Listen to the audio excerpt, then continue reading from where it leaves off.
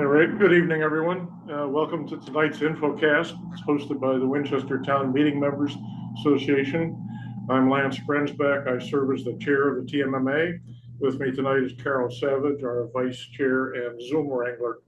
The topic of tonight's session is Article 35, which will ask town meeting to authorize the Conservation Commission to buy the approximately 13-acre Forest Ridge property, which is commonly known as the Shannon Estate area, and to buy it for conservation and passive recreation uses.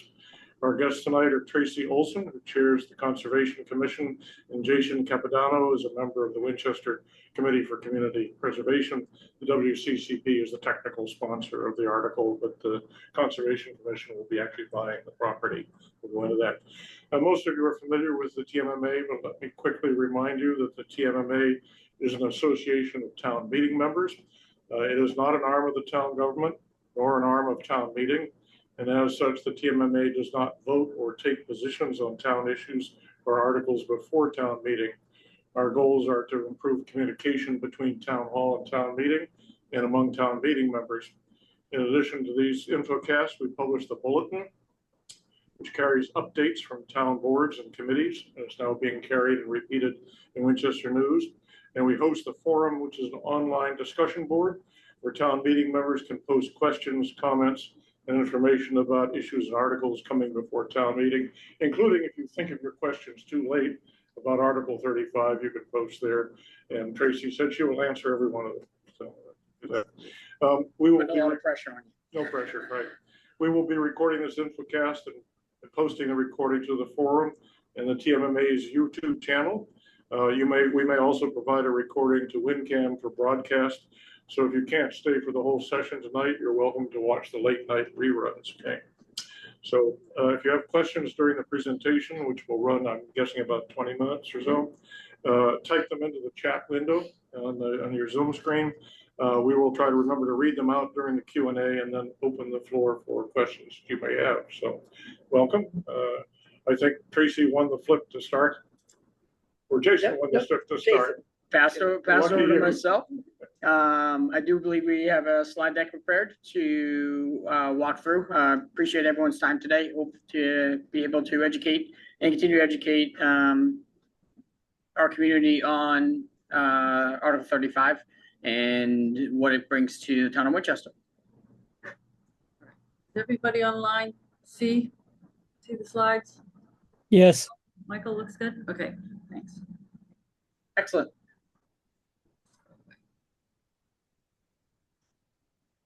So we want to forward to slide 2. Forest Ridge, as you can see on the slide right now, it's in the view of WCCP, it's the opportunity to acquire conservation land in Winchester that doesn't come up to the table that often. As you know, a lifelong resident of Winchester, it's not something we see on an annual or biannual basis of potential conservation land purchase. Forest Ridge is 13.7 acres with access to both Winchester and Stoneham, abutting the Fells Reservation up on Forest Ridge, up off Forest Ridge. Move the next slide. And what was brought to us on the WCCP side was the opportunity to bond out a project at a potential maximum dollar amount of $3 million. There is, as you see on this slide right now, there's scenario 1 and 2. The reason there's 2 different scenarios is there is some potential grants and dollars that could be coming into this opportunity for us that will reduce the borrowing amount. But unfortunately, we cannot go, or the conservation cannot go after that grant unless they have the project funded to move forward as this process. So if we look at scenario 1, which is the maximum debt amount, you'll see it's $3 million for $3 million. I'm sorry, scenario 2, which is the maximum debt amount, which is $3 million with $0 in grants. Representative Lewis has looks on the waiting bringing up to the I just drew a mind blank. Bringing up to the governor's council, bring up to the governor and in the town state legislature a grant earmarked of $250,000 So the total bond amount that we'd be looking at is $2,750,000, which would be at a 30-year debt service of 4.25%, just paying out $165,000 a year out of our overall current pool of $1.8 million in revenue dollars that come into the WCCP on an annual basis. That will represent approximately 8% of the overall revenue that does come in there. Now, I think the goal and what was brought to us on the conservation side is the opportunity for some potential matching grants or some potential grants that will reduce the overall cost of this project, which is what you see in scenario one. Again, purchase price sitting at a maximum of $3 million and with up to $1.425 million in grants. And we still have that $250,000 legislation earmarked from Representative Lewis. In that case, we'll be bonding out $1,325,000, which would represent about an $80,000 a year debt service over the next 30 years to be paid for the purchase of this 13.7 acre lot that's off of Forest Ridge. This overall percentage is just about 4% of the overall CPA money that WCCP dollars that comes in. Obviously, each year that pool will increase a little bit more, and that percentage will continually be reduced. On the next slide. Now, this is the big question that a lot of people have to ask is why now? You know, we've just gone through an override that has failed. Why are we looking to make this purchase right now? We can't time purchases perfect in our world, so it's why now comes down to a couple different reasons, which is the property is an investment in life, in the quality of life for residents of Winchester. They can enjoy it from the beginning of time when we purchased it all the way into maturity, as it will stay underneath Conservation Commission's control from this point forward. It does protect this opportunity against anybody who in the future, if it isn't us that purchased it, who anyone in the future could potentially buy that land and then develop that land. To put in, whether it's, you know, a single house or whether it is, you know, a large apartment structure, et cetera, that could potentially be built on that land.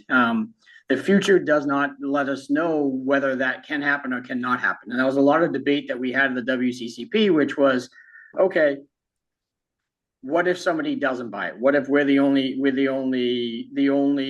buyer and we're bidding against ourselves on that side? And we had those debates over a couple different meetings. And at the end of the day, we're still talking about 13.7 acres of land that you're able to acquire and preserve in Winchester for the residents of Winchester.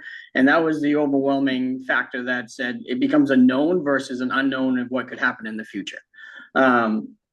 We do have the funds to make this purchase.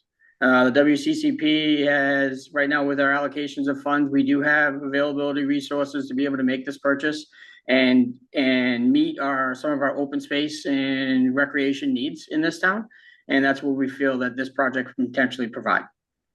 The last thing, which is, this might be the cheapest acquisition price that you can get this land. I mean, for someone who's lived in this town for as long as I can, you know, for, like I said, I'm 52 years old and I've been here my whole life. Land usually increases in value. And at this point, if we purchase this price at, you know, a bond rate of 4.5%, we have this land in our property. It is something that is not available to anybody else because it will be under the Conservation Committee's control, and it will be under the town's control forever to be able to be enjoyed by residents, Boy Scouts, Girl Scouts, you know, walking trails, bird lovers, whatever it is that people want to see inside this town. It does protect a very valuable resource for us. Go to the next slide. So I wanted to tell you a little bit about Forest Ridge. As Jason said, it will be managed by the Conservation Commission, like the Conservation Commission manages our other conservation areas. We have actually 9 in Winchester. And we envision building a small number of trails, and they're shown here on the left in green, to connect the fells to the different entrances on on Forest Circle and in Stoneham. In some cases, those trails will go either near or through the marshes that are on the property, and boardwalks like the one shown on the right here in the Vincent Owen Science Park, which was permitted by the Conservation Commission and built by Boy Scouts, enables walking through the wetlands without disturbing them. Parking is available on North Border Road, and a small parking lot can be constructed off of Forest Circle to enable more people to enjoy the area. We will also put in place a forest management plan like we're developing for other conservation areas to preserve the health of the forest, improve bird habitat, and increase climate resilience. The town won't need to spend any more money on the property beyond the acquisition costs. Any future improvements to the conservation area will be funded by grants and/or volunteer labor.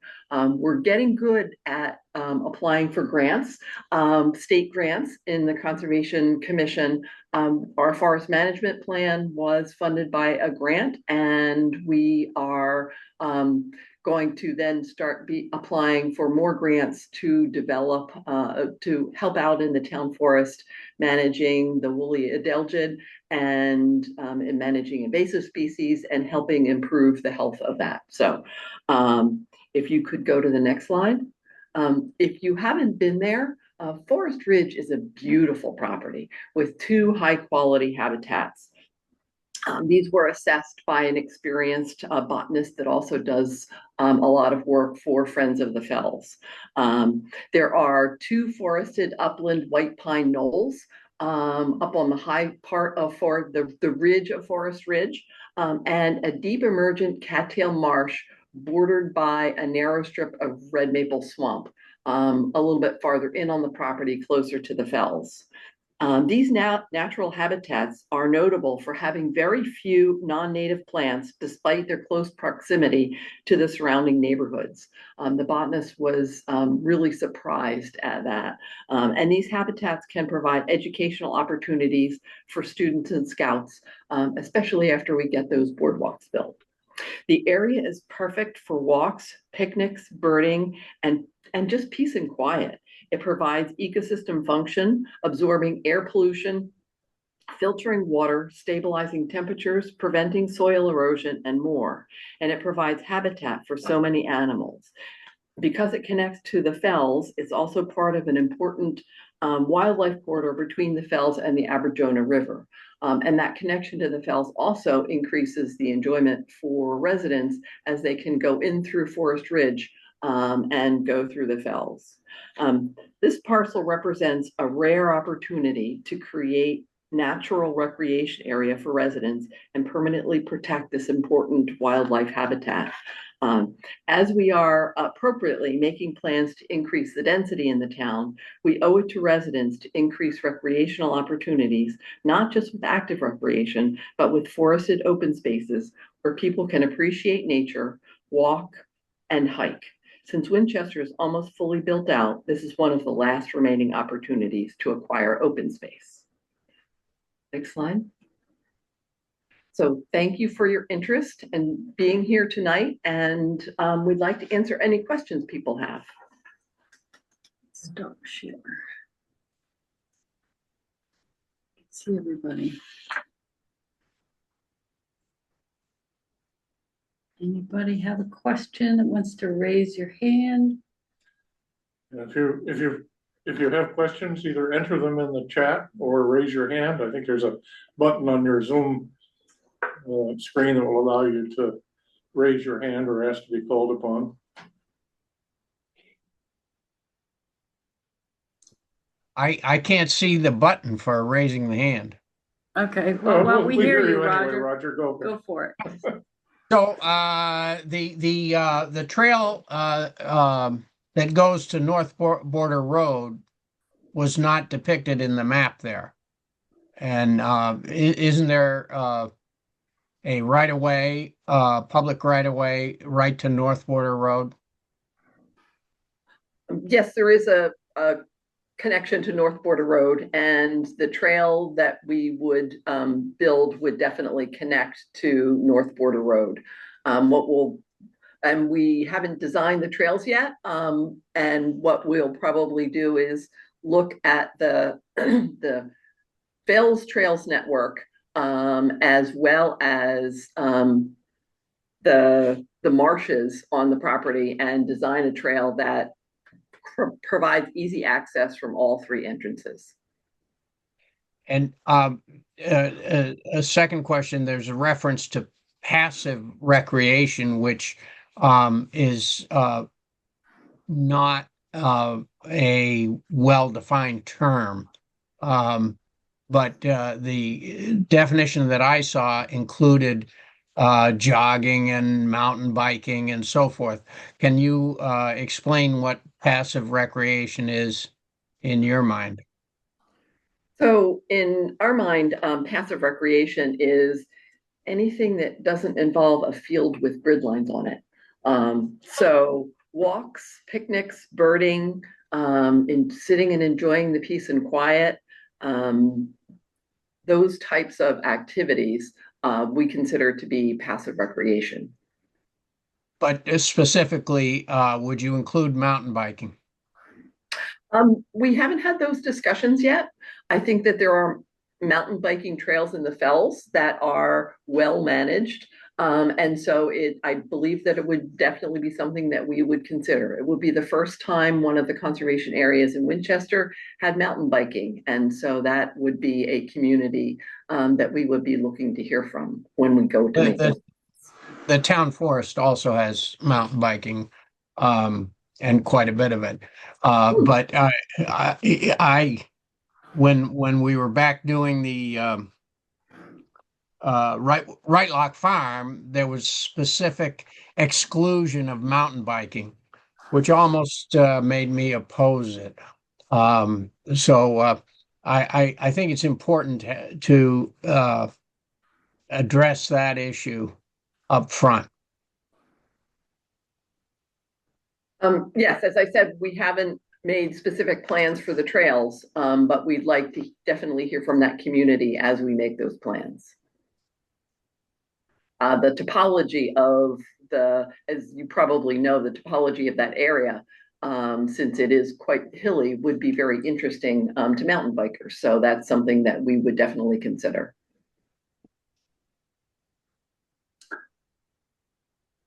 Thank you. I do see some questions in the chat. Steve Engel also had his hand up. Is it down now, Steve, or did you want to say something? Used to be down. All right. Oh, Steve, go ahead.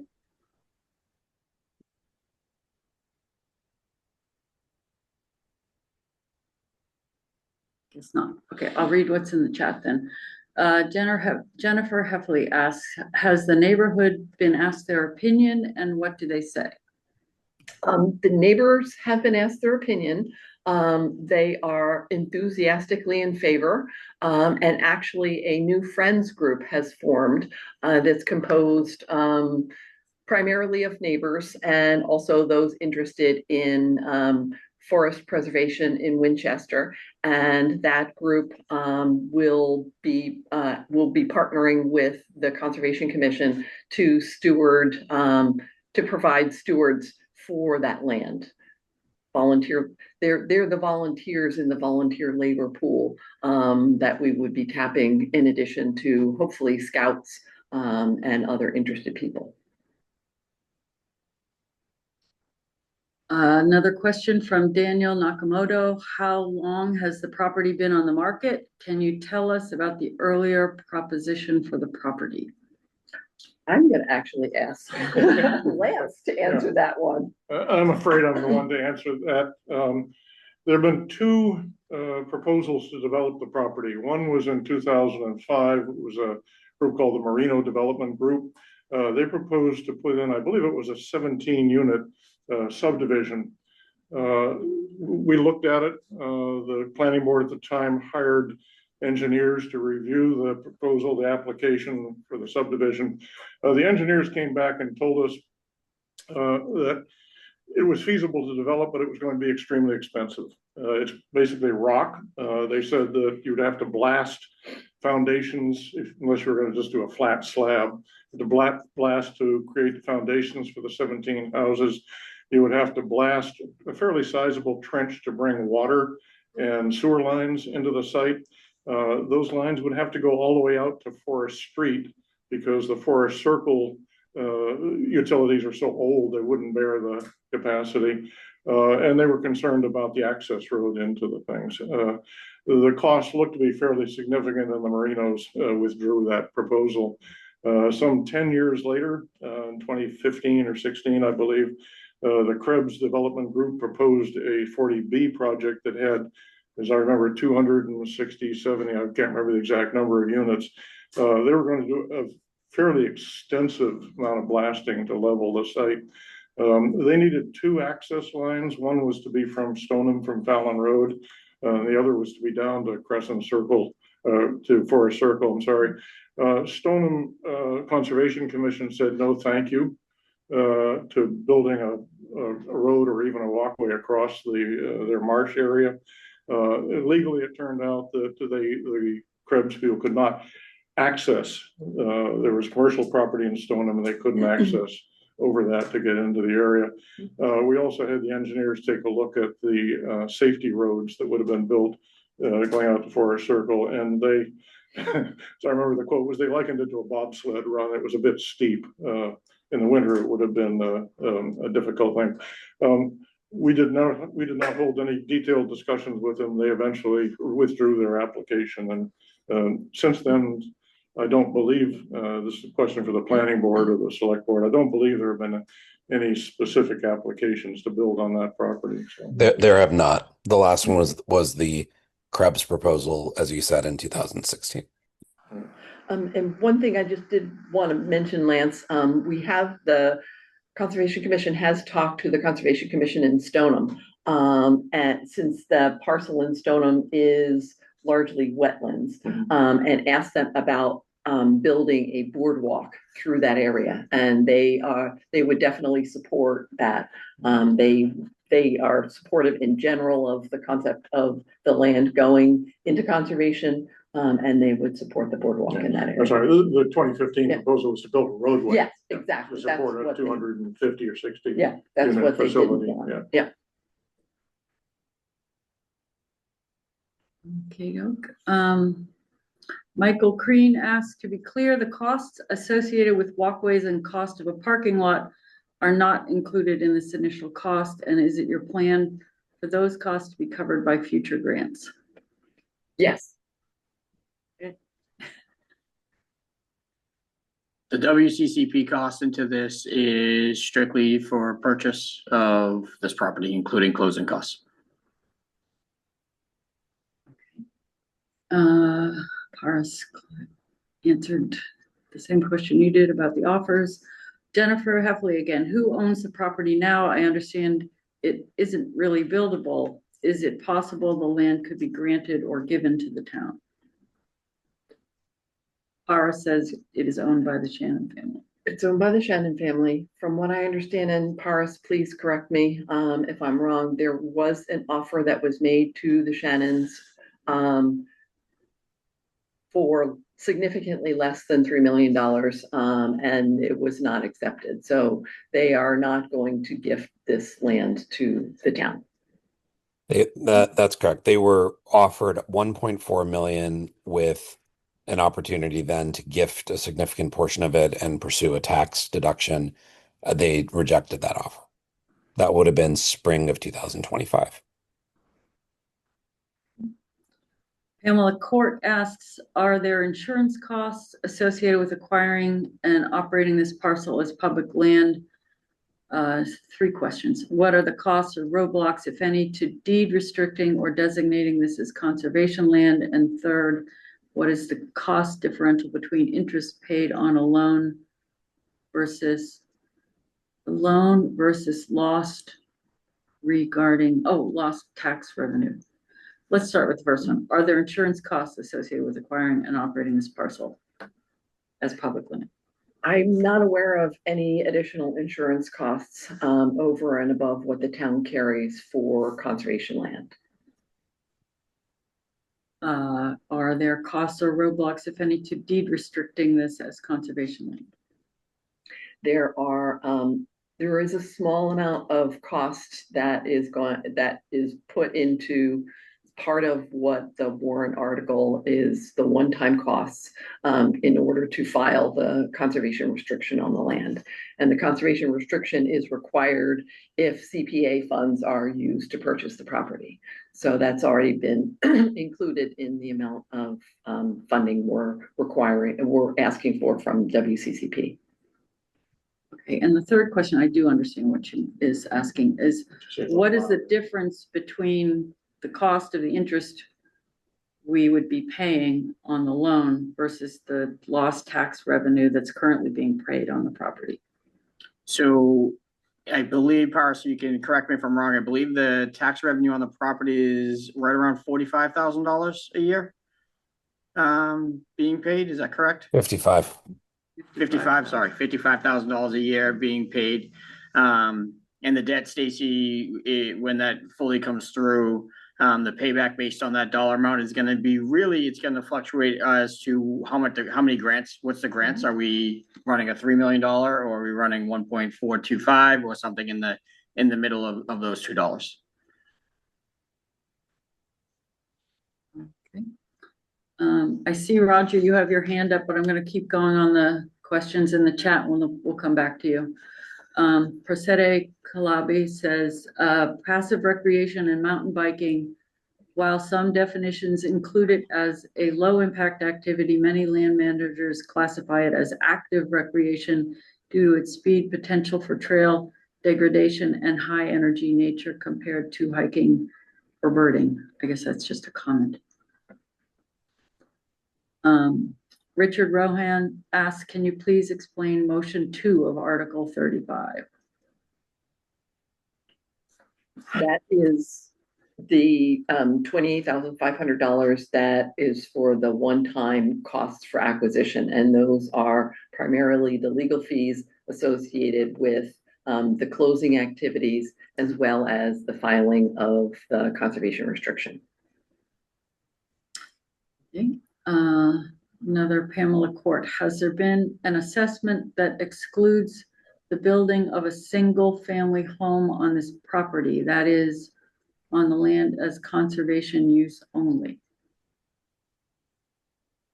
Has there been an assessment? So there's not been an appraisal based on the value of it as conservation land. Correct. The appraisals are based on the highest best use, which is been designated by the appraisers in the past as a single family estate home because of the access issues that Lance has talked about.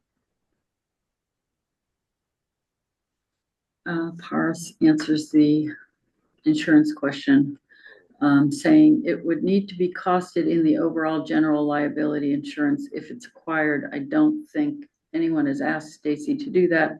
It's a good thing to chase down between now and Springtown meeting. Those are all the questions currently in the chat. So Roger has his hand up. Go for it, Roger. So I had a question about this conservation restriction or easement or what have you. Is a third party expected to hold a conservation easement on the property? So my understanding, and we're working with town council on this, is that since it's town land, the Conservation Commission cannot hold the conservation restriction on town land. That it has to be an independent group. And there's lots of different groups who can do that for a fee, such as the Mass Audubon or something like that. What we'd like to do is get the newly formed Friends Group, which is an independent 501c3, and qualify them to hold the conservation restriction so we can do that cost-free. And a follow-up on this is, has anybody explored acquisition by the state and simply including this parcel as part of the Fells Reservation? Yes, that was the dream scenario, would be to have DCR take that on as a piece of property. There is not they are not interested in expanding the fells, and not interested in giving any money to purchase a conservation land abutting the fells. So we've done a fairly thorough and exhaustive search of sources of funding for this project, and gone to several land conservation groups to find out whether they have money to help us with the acquisition. And the only opportunities we found for bringing money in are the federal and state grants that we are applying for. So the anticipated conservation restriction, why is that necessary?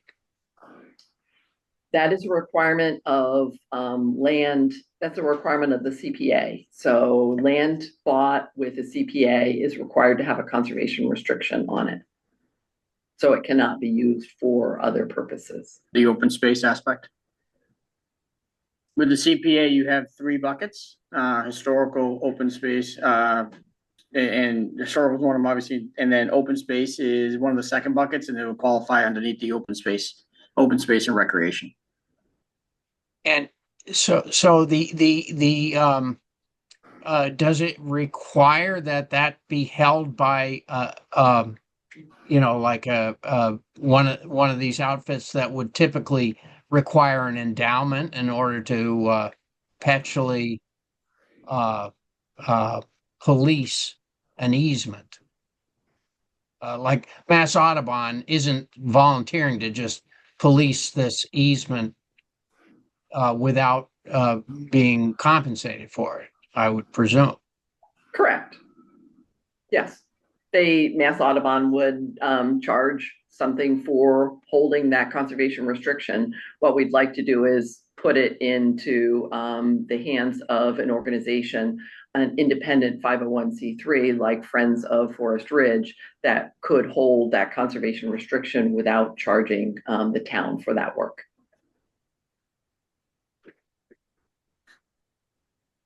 Thank you. And in summer, just from the WCCP side of it, when we debated or discussed this project, one of the key components, or I shouldn't say, one of the components that came forward was the access points. And we discussed, okay, is anyone ever going to have the ability to have an access point for that second access point to it that then could make it a more buildable lot in the future? And that was one of the arguments that come forward, which is there always could be someone who purchases a house, whether it's a developer or builder that purchases a house on Forest Circle, to give them a secondary access point that could then change what that land could be used. And the only real way that this could be controlled by Winchester was actually owning this piece of land and owning this open space to actually conserve it for the town and for its residents. And just to build on that, Jason, some people have asked, well, why, if somebody can't build on it, why should Winchester buy it? It's not developable. But it's an amazing opportunity for a recreation area that will be enjoyed by lots of people in the town. And if it's private land now and you can't go on it, and so it's the access to this rich resource that we'd like to put in perpetuity for the town.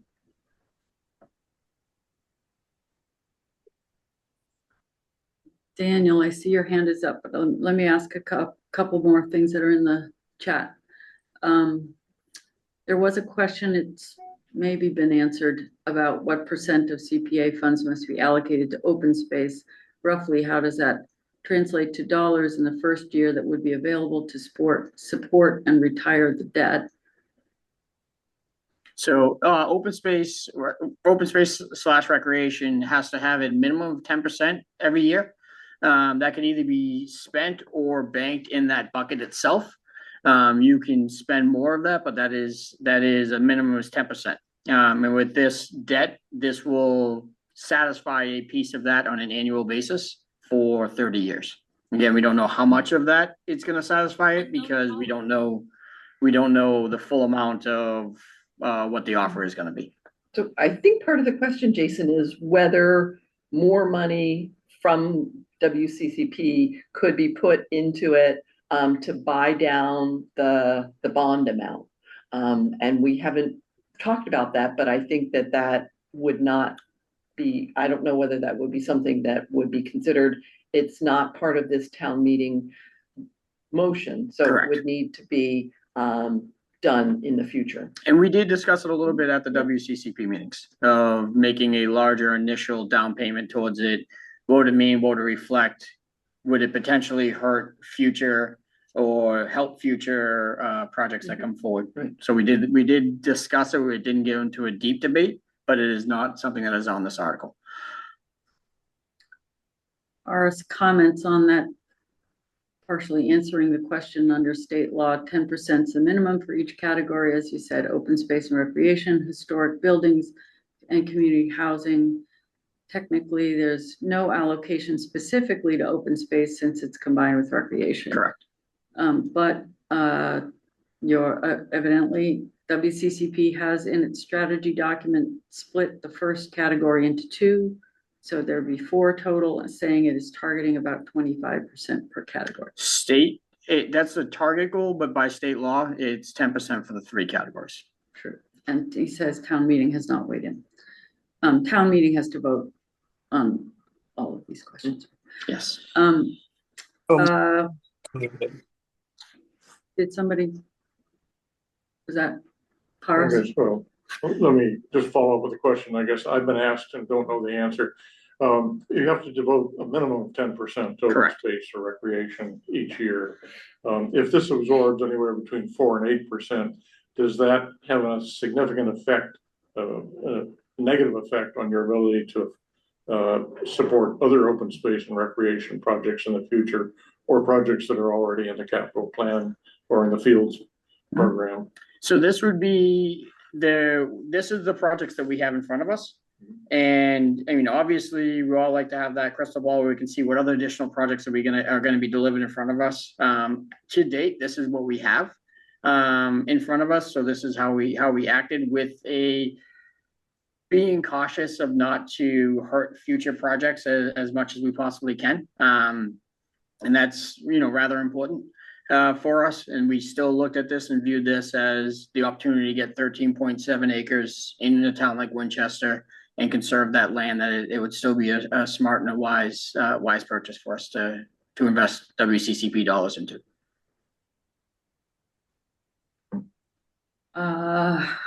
Or recommend to invest, because at the end of the day, it's a 2/3 vote that has to happen on the town meeting side.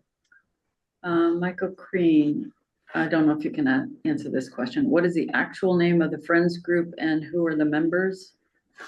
The Friends of Forest Ridge is the name of the organization. And we're not publishing the names of the members yet. Okay, Rich Rohan asks, was this proposal ranked by the Conservation Commission or by the WCCP? I can go to the WCCP. You want to go to the Conservation Committee first? So the Conservation Commission is very excited about having this property. It has a lot of potential for passive recreation, as we've discussed, as well as some fantastic habitats that we'd like people to be able to walk in, bird in, look at all the interesting creatures. And so it's pretty high on our list. We essentially don't have very much of a budget, so we rely heavily on volunteers and scouts to do the work in the conservation area. So it would be part of what we would devote time to in our semi-annual cleanups.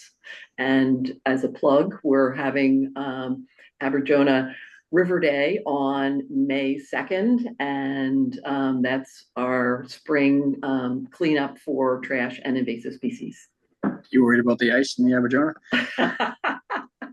Oh, the chunks are small these days. For WCCP on the ranking side, this project was brought to us in the fall, in the initial application period, and then withdrawn as additional work and adjustments came for this project. And it came forward in the spring movement. We gave it the opportunity for a couple different projects to come forward into the spring movement as they needed a few more pieces of additional information in order for us to vet it out. And this was the only one that was on our plate for this spring movement, which is why it's not ranked against other projects as it was a standalone project.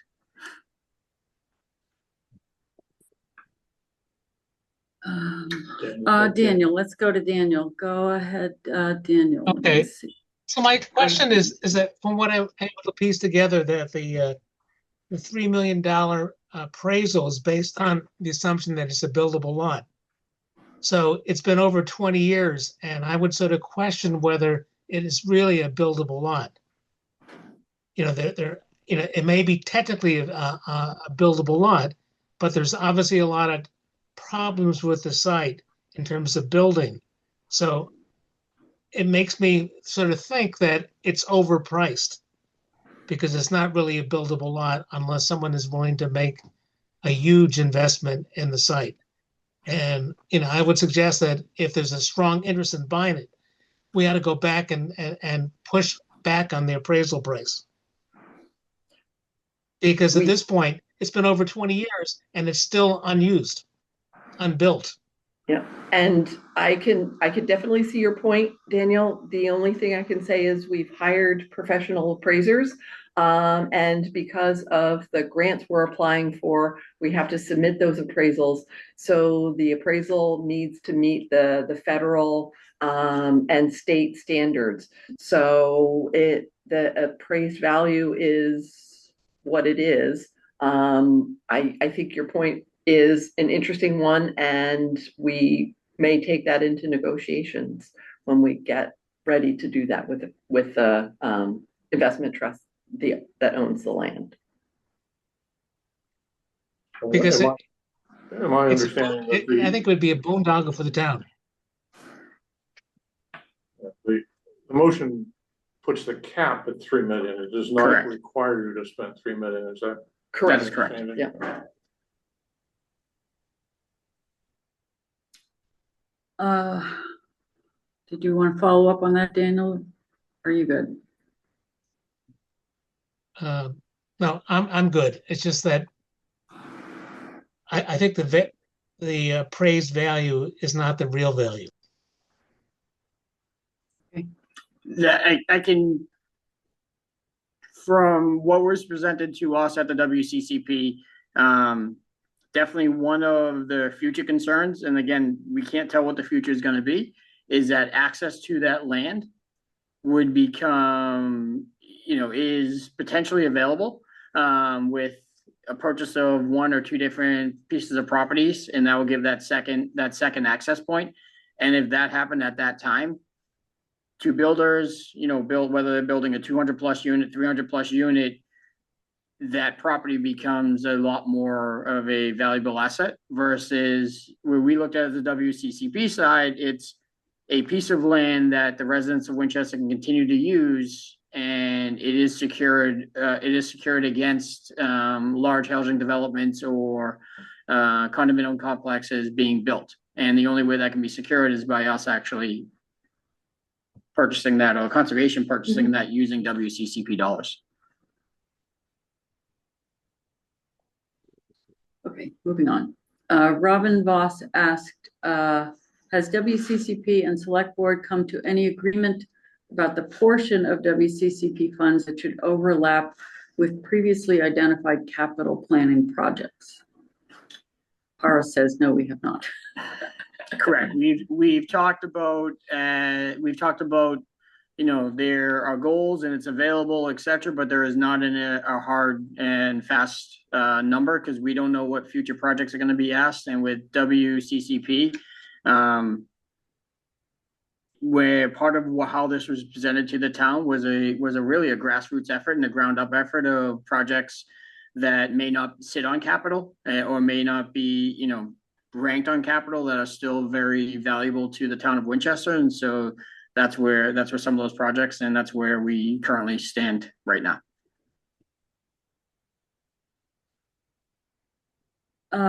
Paris does add, but across the 55 town meeting members who voted in their survey after the fall town meeting, the average figure for what should go to capital was 56%. This point and the previous discussion of capital overlap in the CPA study committee and other documents is explained in a memo framed as from me to Christina Marshall in December that can be accessed at a link that's in the chat box. Correct. Okay, Prasetti, Calabi. Winchester is running out of buildable land, which makes this site more valuable every year. Also, the tech for building on tough sites is more flexible and sophisticated all the time, which makes building in awkward sites get easier. Yeah.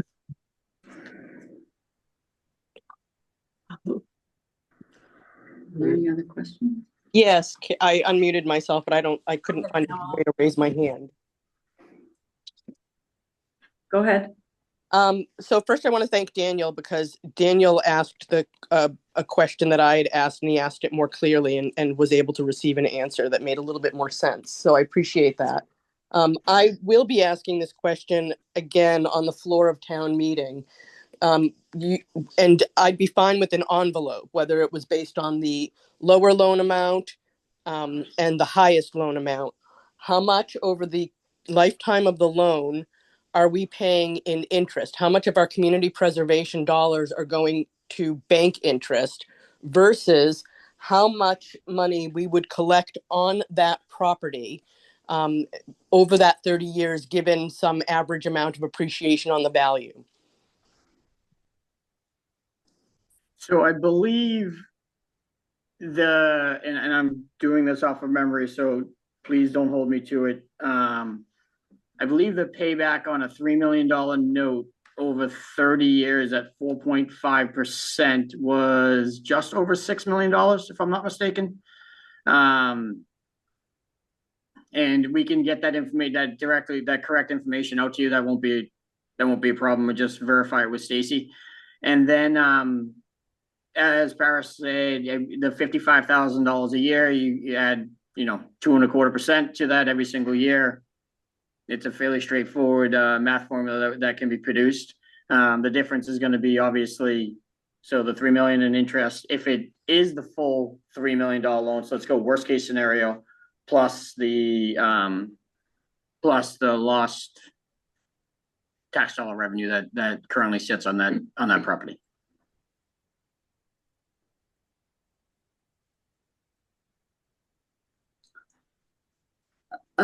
Jennifer Heffley, could the Friends Group access the same grants Conservation Commission is considering and potentially raise the funds themselves to purchase the land?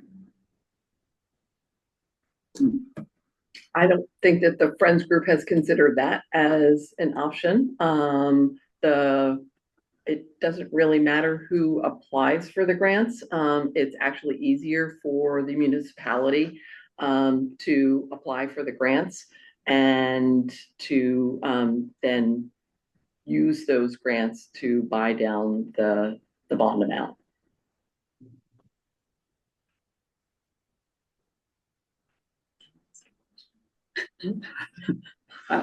I'm asking as a town meeting member. I do have two different questions.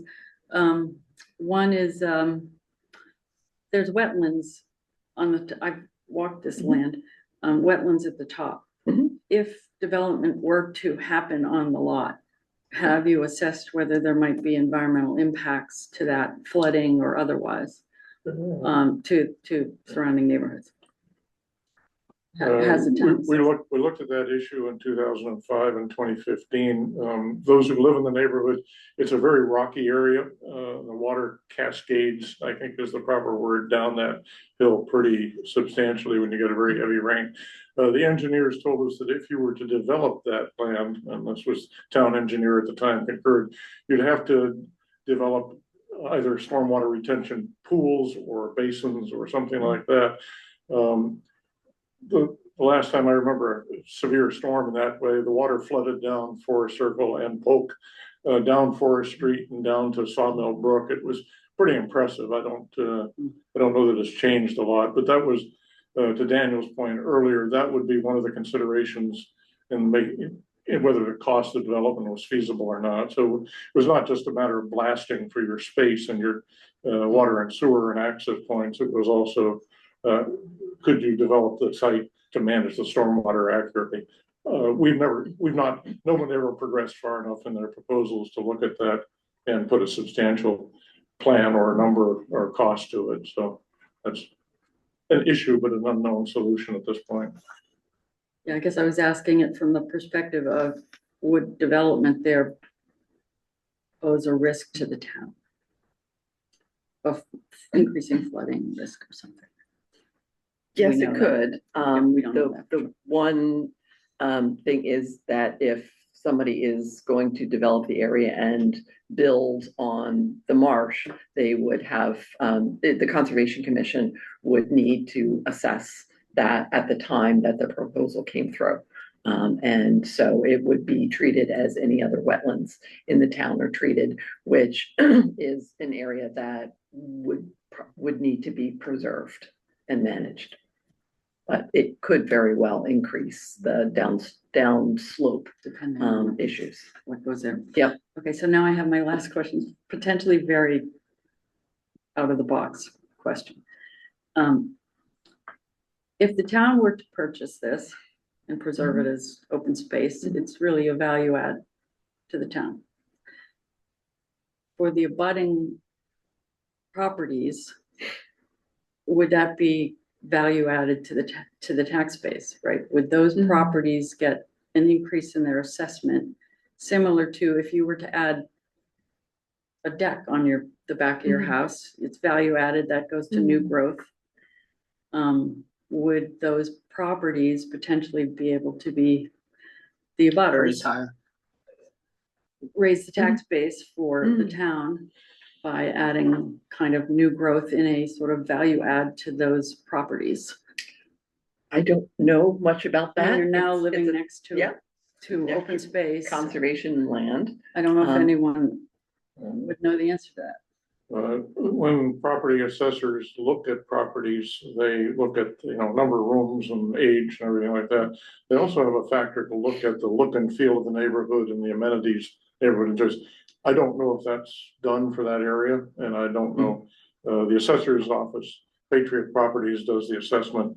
There's a fairly standard set of calculations they put out when they do that. You'd be able to, somebody who knew how to look at those records, be able to go in and dig out an answer to say, is there any weighting of the property values for the abutting open, if there's a conservation property abutting it, does that make a difference? And is that, I don't know could the that be answer. technically new growth, right? Not just a reassigning of assessed values around the town, but it's really value added to those properties.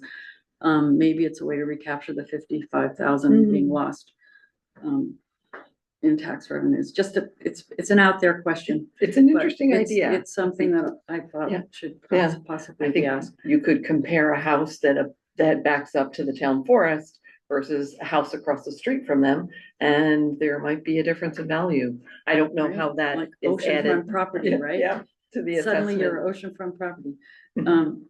Town meeting residents from that precinct will be getting calls. Well, I know, I'll be getting calls from them. Yeah, okay, it was an out there question, but we're looking Interesting. for revenue. Yeah. And I think, Roger, you have your hand up again, go for it. Candy. Oh, sorry, did somebody else? Go ahead, Roger. I want to confirm that that marsh drains into the Winchester water supply. There's a canal that runs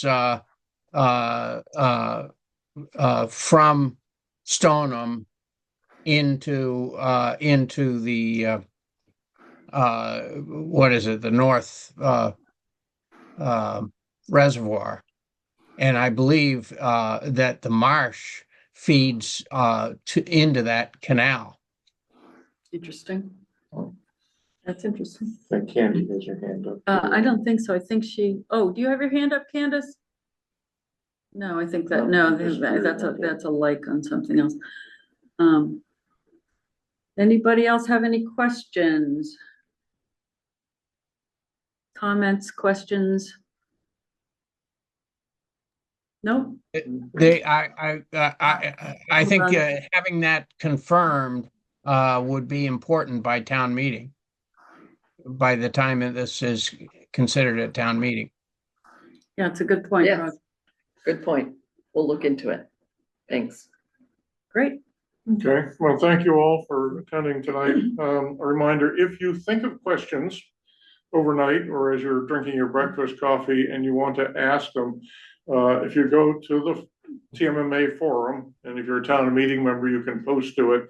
Look on the left side, there's a title that says Articles 2026 Springtown Meeting. If you click on that, it will take you, and one of the discussion articles is Article 35, which is the Forest Ridge. There's a number of comments in there already. So you can add questions, and I believe that Tracy or Jason will try to get somebody to answer them for you.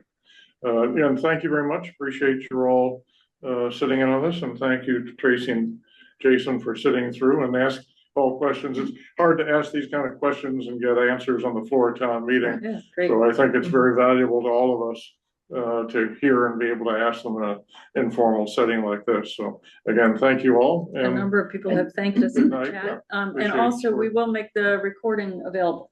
yeah, the late night reruns will be available. Great.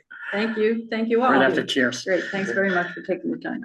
And thank you for helping set it up. Yes. Yeah, well, we just have to master Carol's new computer.